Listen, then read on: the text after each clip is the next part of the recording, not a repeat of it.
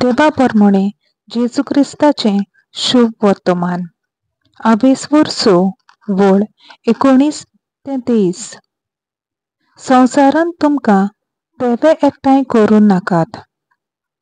थंय सानोस आनी कीड ते खावन इबाड करतात आनी चोर फोडटात आनी चोरून व्हरतात. पूण तुमकां तेवे सर्गार जमून दवरात. थंय तांचो इबाड करूंक सानोस वो कीड ना आनी ते फोडून व्हरूंक चोरूय नात. कित्याक तुजो तेवो आसा थंयच तुजें काळीजूय आसतलें. कुडीचो दिवो दोळो. म्हणटच तुजो दोळो निवळ आसत जाल्यार सगळी तुजी कूड उजवाडीक जातली.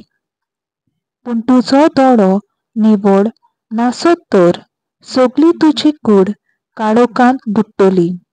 ह्या पासत तुजे भितर आसा तो उजवाडूच काळोख जालो जाल्यार तो काळोख केदो व्हडलो जावचो ना. देवाचें उतर हें देवाचो व्हड उपकार.